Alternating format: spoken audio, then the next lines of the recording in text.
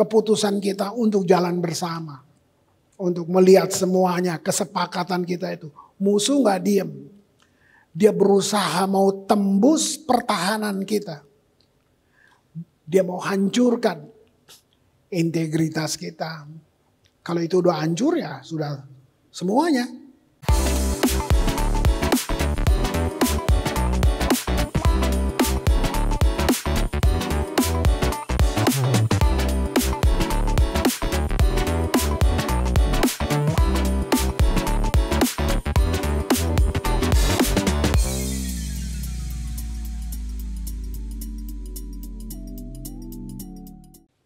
Ini judul ini bukan sekedar mau keren-kerenan, saudara.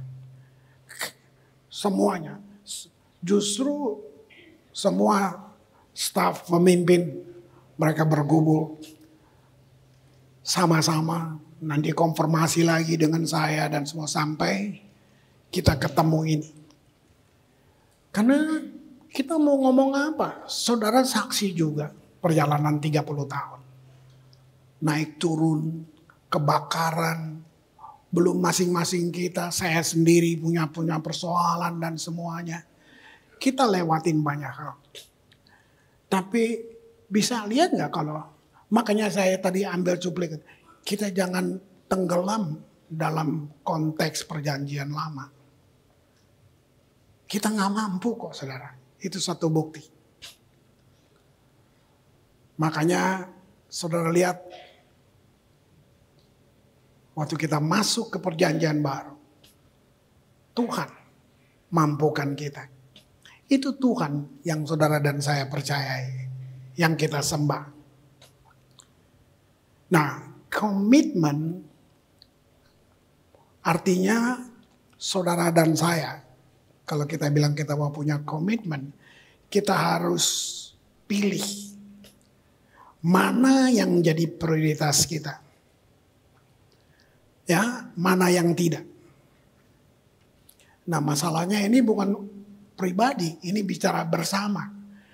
Tapi itu pasti dimulai dari individu kan, dari pribadi. Mulai dari bersama. Bersama juga mulai dari keluargamu, kamu dan pasanganmu, anak-anak, sampai kita dalam komunitas jemaat ini. Kita perlu dia banget, gitu. Dan berjalan bersama nggak bisa cepat. Karena memang kita mesti sama-sama, nggak bisa cepat. Kalau mau jalan cepat kamu aja sendirian. Tapi untuk berjalan lebih jauh, udah semua, kamu mesti sama-sama. Wow. Nah, di tengah keputusan, kesepakatan, komitmen kita mau jalan bersama. Disitulah Tuhan mendidik kita di tengah perjalanan itu. Mendidik artinya gini, nanti ada waktunya kamu naik kelas, lulus, segala macam. Kata lain sebenarnya proses. Nah cuman kalau hanya proses, bisa negatif, bisa menakutkan kesannya. Tapi saya pilih kata, Tuhan mendidik selama kita berjalan. Gitu. Dan kesepakatan kita akan mencapai tujuan yang dia mau. Saudara rindu, Tuhannya lebih rindu. Saudara kepengen jalan dengan Tuhan, Tuhan lebih ingin jalan dengan kita. Nah, kata komitmen di sini, kesepakatan, artinya gini, disitulah kita mulai belajar bagaimana kita menyatukan kekuatan, pertahanan kita menyatukan, terus pengertian kita. Jadi ini bukan sekedar slogan, bukan. Nah nanti di sel-sel kita nanti di KC itu tentu nanti digodok lagi, kita bertukar pandang lagi di situ. Maksudnya apa sih kira-kira di situ? Nah sehingga nanti saudara lihat, oh ini ya yang Tuhan masuk. Kenapa saya bisnis ini, kenapa saya bekerja di sini, kenapa saya sedang jalan. Itu semua nanti saudara mulai lihat bahwa wah pentingnya saya tahu kehendak Tuhan. Ya. Ini. Ke depan nanti kabarnya yang kita dengar, kabar yang dunia kasih pasti nggak baik. Ya itu, entah penyakit, entah masalah ekonomi, politik, dan itulah kita hidup di tengah-tengah semuanya itu. Nah, mau join dengan Tuhan atau dengan itu? Kita memang hidup di tengah fakta itu. Tapi kita sedang berjalan dengan Tuhan dan di dalam kebenarannya. Nah, waktu kita ngerti ini, saudaraku, wah. Terutama setelah kita ngerti, apa yang kita ngerti? Kita mengerti apa yang Tuhan taruh di dalam kita. Itu dulu yang gak bisa kasih. Yang Tuhan taruh. Saya sebut itu apa? Warisan kekal. Oke. Kepercayaan apapun di luar Injil berhenti di masuk surga. Udah cukup. Mungkin gereja juga ada beritanya gitu. Tuhan tebus supaya masuk surga. Selesai. Benar. Coba baca baik-baik. Surga cuma tempat. Surga bukan tujuan. Apa tujuannya? Kamu akan memerintah bersama-sama dengan Kristus. Kamu gak ketemu dimanapun selain di Alkitab. Yang kasih gambar besar. Kita bukan cuma hidup, makan, mati gitu. Enggak. Dia tebus kita gak main-main. Ada tujuannya. Untuk nanti memerintah bersama-sama dengan dia. Jadi perjalanan kita ini yang saya bilang tadi. Kita dididik. Saya ganti kata proses. Kenapa saya ngalamin? Kamu dididik karena kamu akan memerintah dengan dia. Bukan nanti udah di sorga nyanyi-nyanyi. Gitu. No. Baca baik-baik. Kita akan memerintah bersama dengan dia. Nggak main-main. 1000 tahun. Wow. Nggak main-main. Nah. Tadi saya bilang. Kenapa perlu sepakat. Kenapa perlu semua. Kenapa? Karena dalam keputusan kita. Untuk sepakat berjalan. Musuh gak diam. Musuh gak diam. Begitu dia tahu visi ini. Dia gak tidur. Dia lembur. Tapi gini. Saya sudah berkali-kali ulang ini. Iblis gak punya power. Iblis hanya punya daya tipu. Nah daya tipu itulah kekuatannya di situ. Buktinya kita gampang ketipu. Udah bilang dalam nama Yesus. Nah itu dia. Ya. Lihat itu. Keputusan kita untuk jalan bersama. Untuk melihat semuanya. Kesepakatan kita itu. Musuh gak diem. Dia berusaha mau tembus pertahanan kita. Dia mau hancurkan integritas kita. Kalau itu udah hancur ya sudah semuanya. Gitu.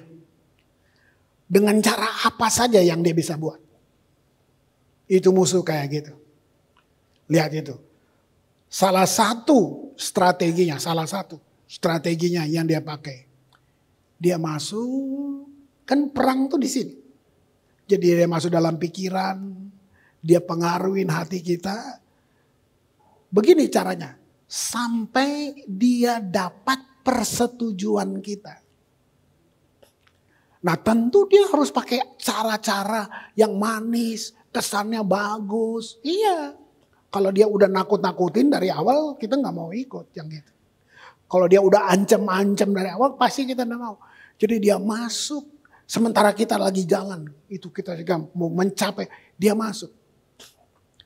Pertahanan kita yang dia mau hancurin, dia sampai dia bisa menemukan persetujuan kita, yaitu dari pikiran, hati.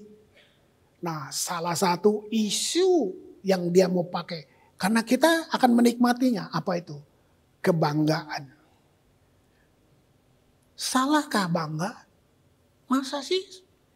Bagus kan? Nah, kebanggaan yang dari Tuhan beda. Iya dong, Tuhan bawa kamu ke satu tempat, terus kamu rasa bangga. Salah. Enggak, kalau dari Tuhan. Tuhan buat kamu berhasil. Boleh enggak kamu bangga? Boleh lah. Yang dari dia. Tapi kebanggaan yang dari musuh, wah itu. Sama kalau saya kayak gini. Begitu kita khotbah, nyanyi, diurapi, rasanya kaki nggak injek tanah tuh. Kan ada rasa, wih hebat lu gitu. Apalagi nanti orang berespon, ih tadi lu nyanyinya gila, sorga turun, wah kan gitu. Ini yang saya bilang, dia nggak langsung bikin sodorin ini dosa, enggak, pasti kamu nggak buat. Tapi dia masuk pelan-pelan untuk bawa kamu beralih.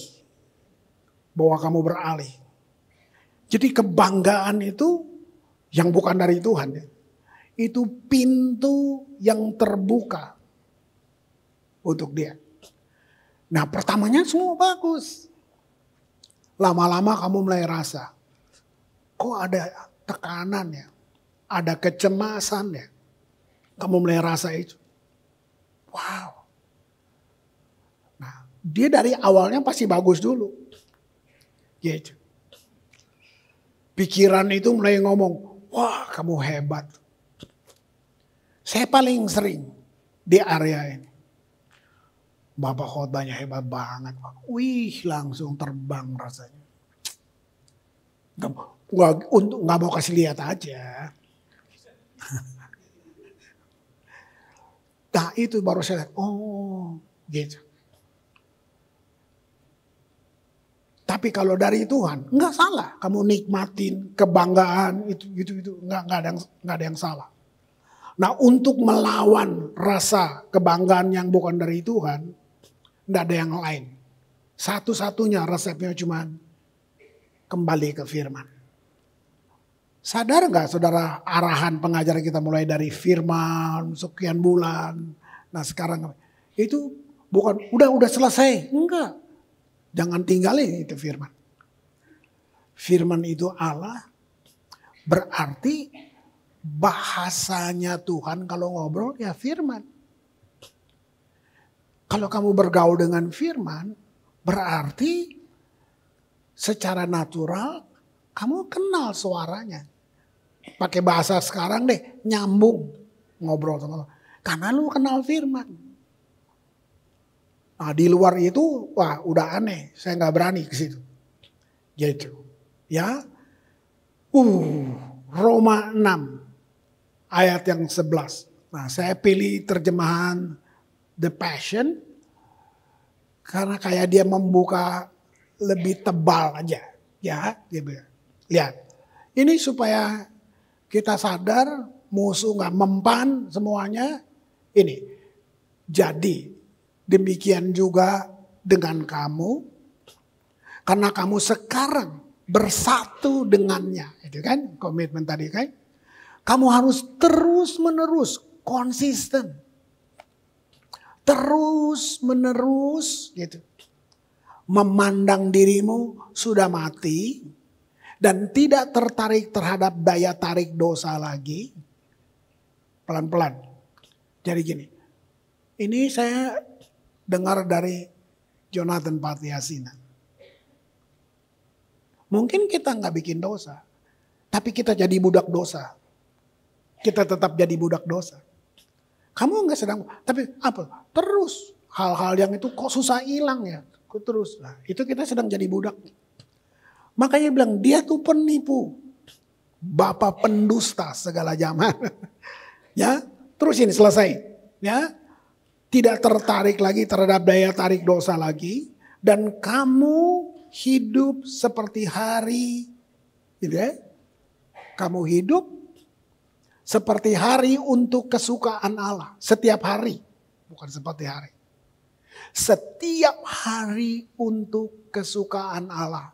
Dalam kesatuan dengan Yesus yang diurapi. Dengan kata lain gini. Hidup setiap hari untuk kesukaan Allah tuh kayak apa? Praktikalnya kayak apa? Doa pagi-pagi 2 jam. Nanti habis makan siang 2 jam lagi. Nanti sore gitu. Itu bentuk, saya sedang sodorkan bentuk. Enggak semua akan buat itu.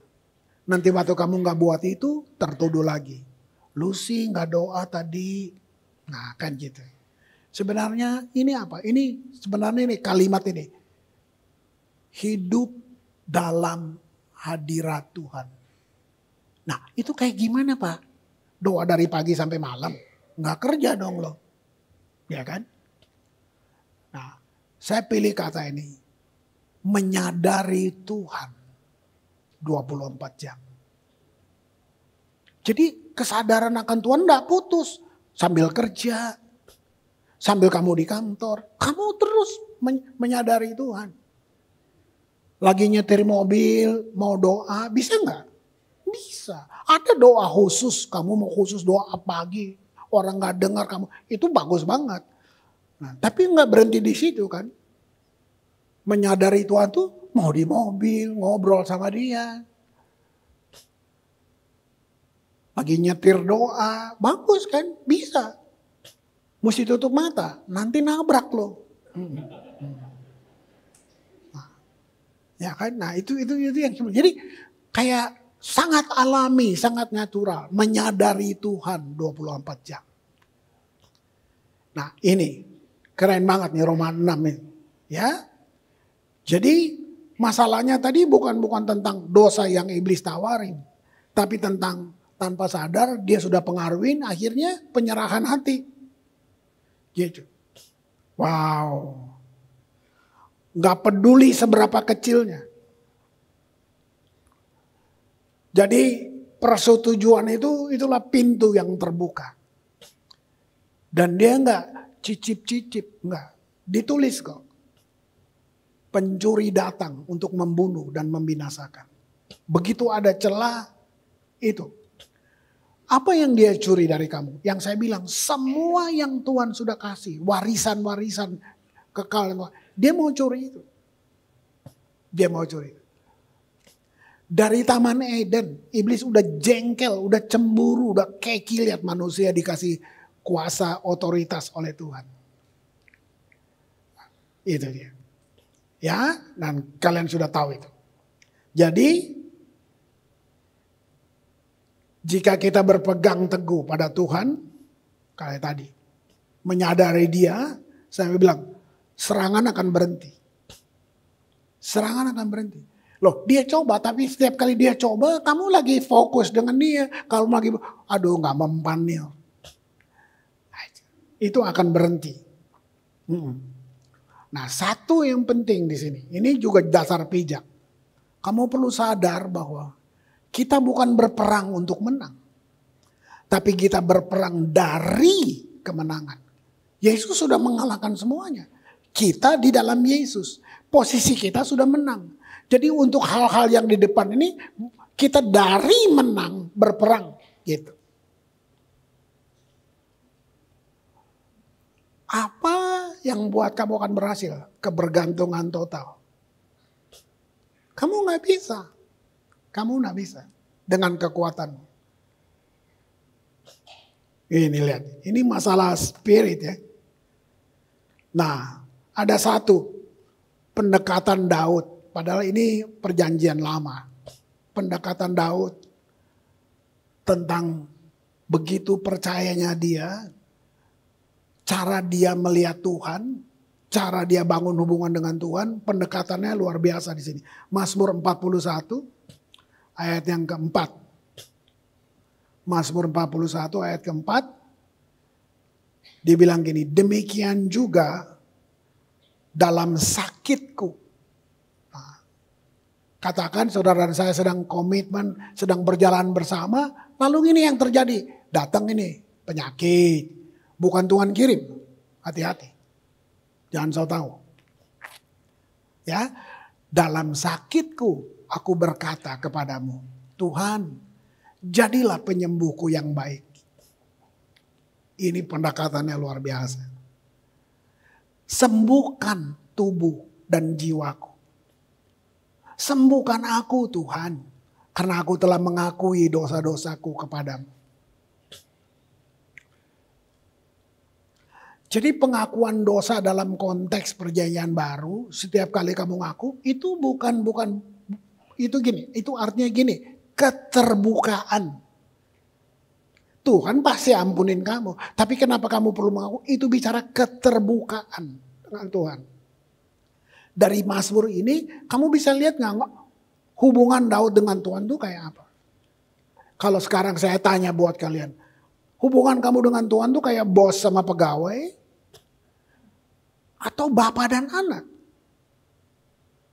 Ini akan menentukan apa? Gairah kamu, mau berjalannya kamu, komitmen kamu. Kalau cuman bos sama pegawai, kamu bikin semua karena takut. Karena harus. Tapi kalau bapak dan anak, cuman satu alasannya, karena kasih, karena hubungan. Wah, itu tadi pendekatan Daud. Dia menyimpang dari Tuhan. Dia tahu apa yang dia butuh di saat seperti itu. Ucapannya kayak tadi. Sembuhkan aku Tuhan. Sesimpel itu. Nggak perlu kata-kata yang elegan karena biasanya tuh kamu nggak kenal dia kalau ngomong gitu. Wow. Ya. Nah, satu lagi. Ketika kita dalam perjalanan, lalu saudara mulai rasa ada beban berat. Cara dia masuk tuh, yang tadi dia bilang, musuh masuknya gini, keberatan tuh beban, buang dong. Nah, ada nasihat gini, buang muatan itu, gitu, supaya kita nggak tenggelam dalam laut. Kedengarannya hikmat bagus, gitu kedengarannya. Tapi masalahnya, siapa yang bisikin itu? Kalau kita tidak punya hubungan, kita bisa salah lempar muatan itu. Padahal yang kita buang tuh hal-hal yang berharga. Yang kita buang. Akhirnya kita buang yang berharga, yang kita pegang adalah apa? Yang memberatkan justru. Tapi kita langsung ingat, kita pakai akal, kita pakai buang. Supaya kamu gak tenggelam. Nah, makanya kalau dengan Tuhan, kita akan ngerti. Kita akan ngerti. Waktu saudara dan saya cari Tuhan untuk dapatkan petunjuk, tapi gak kunjung tiba gitu. Nah, apa yang saya mesti buat? Saya juga ngalamin. Banyak. Gak sebentar. Udah doa kok, udah semuanya, kok gak datang? Satu hal yang saya buat. Periksa lagi sikap hati saya. Periksa lagi sikap hati saudara. Tuhan bukan pelit, dia penjawab doa kok. Nah, cuman dalam komitmen berjalan bersama ini yang saya bilang tadi kan, tidak mulus. Gitu. Cuman satu, periksa lagi. Periksa lagi hati kita. Apa yang saya rasakan? Apa sebenarnya keinginan saya? Sebenarnya cocok gak sih sama Tuhan? Yang saya ingin. Kalau dalam dunia pelayanan, saya suka gini. Ini visi apa ambisi? Oh, Tuhan mau gini. Bilang Tuhan loh di depan. Padahal itu ambisi. Kok gak jadi-jadi ya? Nah, tanya lagi. Uji lagi. Makanya periksa sikap hati. Oh, itu bukan visi. Itu ambisi. Ternyata visi dan ambisi tipis. Bedanya tipis. Gitu. Wah. Tapi waktu kita dengar Tuhan. Wah. Gimana dengar Tuhan? Yang saya jelasin tadi. Nyambung. Cuman satu. Kamu kuat dengan firman. Kamu kuat dengan firman. Karena dia adalah firman. Ya, oke. Yohanes 14, 26. Tapi ketika Bapakku mengirimkan Roh Kekudusan, Dia yang seperti aku yang memerdekakan kalian, bahasa sehari-hari ya. Dia akan mengajarkan kamu. Perhatiin. Dia yang akan ngajarin kamu tentang segala sesuatu dalam namaku. Jadi pasti ada jalan, nggak bisa. Nggak ada Tuhan bahkan Tuhan pimpin kamu pakai teka-teki, itu saya nggak ikut Tuhan yang gitu. Yang saya perlu buat, uji kembali permintaan saya gitu. Dia akan mengajarkan kamu tentang segala sesuatu dalam namaku. Dan dia akan mengilhami. Saudara, saya cari. Mengilhami itu cuma diilhami. Apa ya? Nah, saya temukan satu kata yang memperkaya gini. Mengilhami gini. Membisikkan dalam hati. Wow. Kamu punya Tuhan yang gak bisa. Dia gak bisa, gak ada cara lain. Enggak. Tuhan gak bisa gagal. Yang gagal selalu kita. Dia mengilhami, dia membisikkan dalam hati. Untuk mengingat setiap firman yang pernah dikatakannya. Jadi misal saudara dengar khotbah ini. Bisa minggu depan tiba-tiba saudara ingat ada satu poin dari khotbah yang hari ini. Nah itu Tuhan membisikkan dalam hati. Ketika kamu lagi di kantor, lagi harus ambil keputusan. Saya join sama dia enggak? Saya join proyek ini dengan siapa ya? Nah bisa gitu. Wow. Oke. Nggak panjang. Ayat yang terakhir. Wahyu 3 ayat 20. Wahyu 3 ayat 20. Lihat. Sebenarnya kata ini artinya, kamu belum pernah tahu ya? Lihat. Nah gitu. Aku berdiri di muka pintu dan mengetok. Jika hatimu terbuka, nah itu kan pilihan. Free will. Kehendak bebas. Jadi istilah Tuhan mengendalikan, saya mesti hati-hati dengan kata itu. Kalau itu kokoh sekali berarti saya robot. Nah, ini tulisannya Philip Yancey, dia bilang begini. Risiko terbesar Tuhan, risiko waktu dia buat manusia. Dia kasih free will, kehendak bebas. Free will-nya begini nih. Ciptaan bisa menolak pencipta. Kita bisa tolak Tuhan karena ada kehendak bebas. Tapi Tuhan sudah siap dengan itu. Tuhan enggak keringat dingin. Aduh. Enggak. Dia maha. Nah, tapi lihat di kata bebas itu terletak kualitas tertinggi. Jadi waktu kamu pilih Tuhan, juga bukan karena diancam.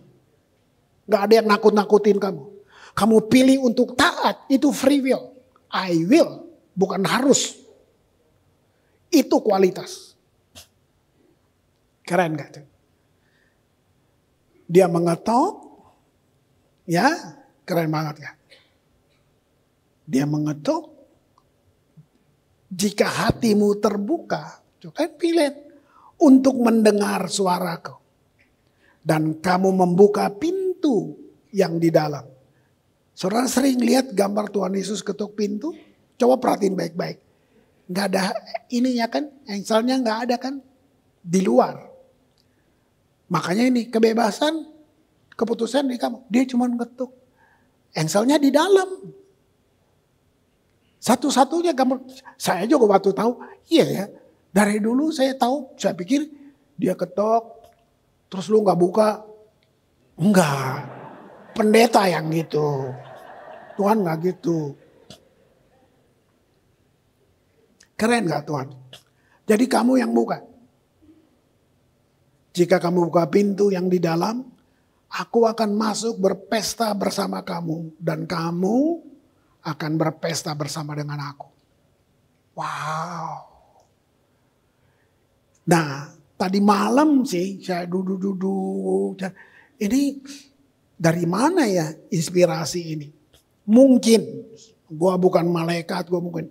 Karena sepertinya ini mirip Kidung Agung 5.